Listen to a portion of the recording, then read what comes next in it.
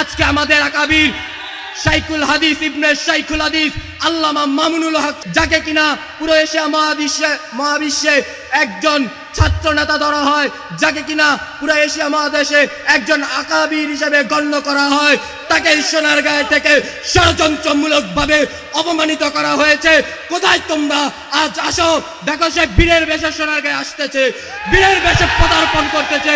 তোমরা আসো, দেখি তোমরা আবার কত ষড়যন্ত্র করতে পারো। আসসালামু আলাইকুম ওয়া রাহমাতুল্লাহ, নাহমাদুহু ওয়া নুসাল্লি আলা রাসূলিহিল কারীম, আম্মা বাদ। আমাদের যখন স্বৈরাচার বিরোধী আন্দোলন শুরু হয়, প্রথম এটা স্বৈরাচার বিরোধী আন্দোলন ছিল না। আমরা আমাদের ন্যায্য দাবি আদায়ের জন্য মাঠে লড়াই করেছি, সংগ্রাম করেছি, প্রাণ দিয়েছি। তদ্রূপ যখন স্বৈরাচার সে তার গদি নিয়ে এতটাই ব্যস্ত হয়ে গিয়েছিল যে সে সাধারণ জনতার যেই জন্য সে তার মসনদে বসেছে, সে তার মসনদকে টিকিয়ে রাখার জন্য আপনি আমি আমাদের মতন সাধারণ জনতার কথা একবারও ভাবিনি। যখন আমাদের ন্যায্য অধিকার দাবি আদায় না হয়, তখন আমার আপনার ভাই, ছেলে, সন্তান, ভাতিজা তাদের বুকে গুলি করা হয়, রক্ত জড়ানো হয়। আমরা এই রক্ত ভুলবো? আমাদের রক্ত ভুলে গেলে চলবে না। স্বৈরাচার পতন হয়েছে, স্বৈরাচার পতন হয়েছে। স্বৈরাচারের দোসররা কিন্তু এখনো সোনারগাঁয়ে, এখনো বাংলাদেশ থেকে বিতাড়িত হয়নি। যারা আমাদের রক্ত নিয়ে খেলেছে তাদেরকে আমরা বলে দিতে চাই, এই সোনারগাঁ আমার, আপনার, সবার। এই সোনারগাঁ নিয়ে যদি কেউ ষড়যন্ত্রমূলক কথা বলেন, অবশ্যই ছাত্র জনতা আজও বেঁচে আছে। ছাত্র জনতাকে আপনারা দমন করতে পারেননি, হামলা, মামলা, গুম, খুন দিয়ে দমন করতে পারেননি। বিদায় আপনাদেরকে আবার হুঁশিয়ারি দিতে চাই, আমাদের মুরব্বী আকরামদেরকে নিয়ে, যে তারা সামনে থাকবে, আমরা পিছনে থাকবো। তারা নির্দেশ দিবে, আমরা নির্দেশ পালন করব, কিন্তু সোনারগাঁয়ে কোনো ষড়যন্ত্র করতে দেওয়া হবে না।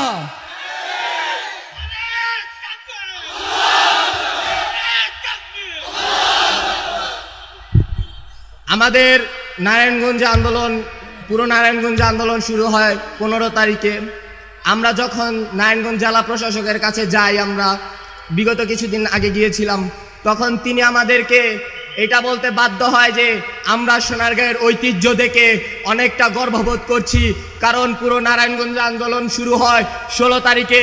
কিন্তু আমরা সোনারগাঁ থেকে খবর পেয়েছি কিছু সংখ্যক ছেলে পেলে সোনারগাঁয়ে 16 তারিখে এক মহাবিপ্লব গড়ে তোলে। তো আমরা বলতে চাই যে বেশি মানুষ লাগে না, দাম্ভিকতা, সাহসিকতা, অন্যায়ের বিরুদ্ধে রুখে দাঁড়ানোর জন্য কিছু মানুষ হলেই চলে। পুরো নারায়ণগঞ্জে যখন আন্দোলনটা হয়, তখন সর্বপ্রথম সোনারগাঁয়ে সরকার পক্ষীয় যারা দোসররা ছিল, সরকার পক্ষীয় যারা 5 আটা গোলাম ছিল, তারা পুরো সোনারগাঁয়ে সর্বপ্রথম আমাদের ওপর হামলা করে। তো তারা এটা বলতে বাধ্য হয়েছে যে না, সোনারগাঁয়ের মানুষ তাদের ঐতিহ্য ধরে রেখেছে। তো আমরা তখন তাদেরকে আশ্বস্ত করলাম যে দেখেন জেলা প্রশাসক, আমরা সোনারগাঁয়ের মানুষ, মন থেকে সোনার মানুষ, কিন্তু মনে রাখবেন সোনার মানুষ যেমন হয়েছি, সোনারগাঁ যেমন প্রতিষ্ঠাতা করেছি, সোনারগাঁ যেমন দোসর মুক্ত করেছি, আমরা আবার আশ্বস্ত করতে চাই সোনারগাঁয়ে যে বা যারা কোন দলীয় ব্যানার নিয়ে আপামর ছাত্র জনতা মাজলুমদের ওপরে অন্যায়, অত্যাচার, চাঁদাবাজি, নৈরাজ্য করবে, আমরা সবাই নিজ নিজ অবস্থান থেকে দাঁড়িয়ে পড়ব, প্রতিবাদ করব, কারণ এটা আমাদের ইমানের অঙ্গ। আল্লাহর রাসূল সাল্লাল্লাহু আলাইহি সাল্লাম বলেছেন যে নিজ অধিকার আদায়ের জন্য সংগ্রাম করা যায়। কি হুজুর ভুল করলাম? আমাদের অধিকার আমাদেরকে আদায় করে নিতে হবে, আপনার অধিকার আপনাকে আদায় করে নিতে হবে। আমি ছোট মানুষ, কথা বললে ভুল হতে পারে। আমার এখানে মুরব্বী আকরামরা বসে রয়েছে, তাদেরকে বসিয়ে রাখি, আমি দীর্ঘক্ষণ করব না। কিন্তু আমি আবার একটি কথা বলতে চাই যে সোনারগাঁয়ে কোনো ষড়যন্ত্র চলবে না। অনেক ষড়যন্ত্র করেছেন।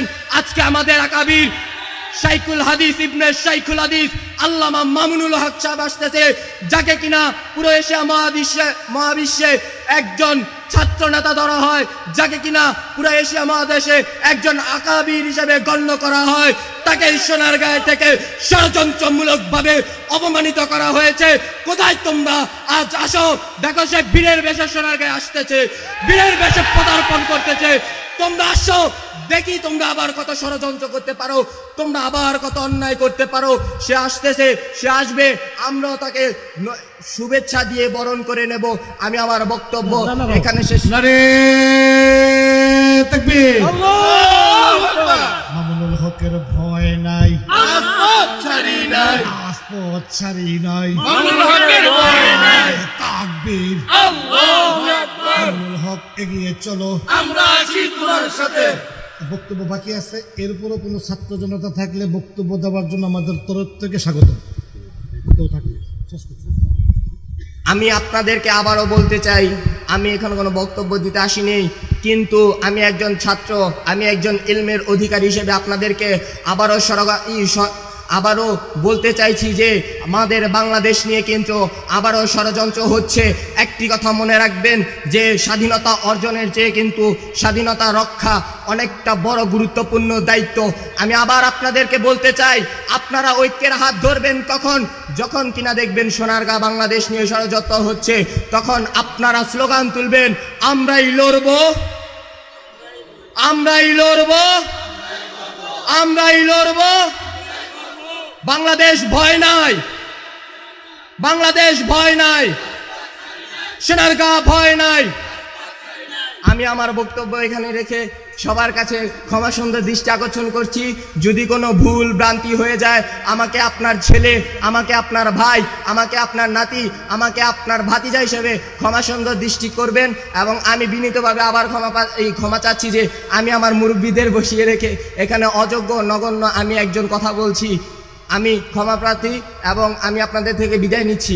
আসসালামু আলাইকুম রহমতুল্লাহ।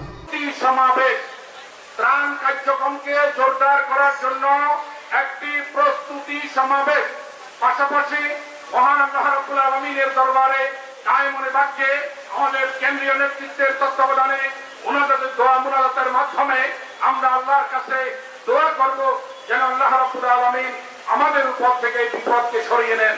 এই জন্য আমাদের এই আয়োজন একটি দোয়ার মাহফিলে পরিণত হয়েছে এবং ব্যাপকভাবে আমরা ত্রাণ কার্যক্রমকে করার জন্য এটা একটি প্রস্তুতি সমাবেশ। সুতরাং যারা এক একজন এক একভাবে মন্তব্য করছেন, অত্যন্ত দুঃখ প্রকাশ করছি। আমরা বন্যা দুর্গত এলাকার মানুষদের জন্য আমরা দুঃখ প্রকাশ করছি, সমবেদনা জ্ঞাপন করছি। পাশাপাশি আমরা আমাদের কার্যক্রম শুরু করে দিয়েছি। সংগ্রামী উপস্থিতি, হেফাজত ইসলাম বাংলাদেশ প্রসঙ্গে 1 মিনিট আপনাদের দৃষ্টি আকর্ষণ করছি। ব্যক্তি, পরিবার, সমাজ, দেশ ও জাতির কল্যাণে বিশুদ্ধ ঈমান, আকীদা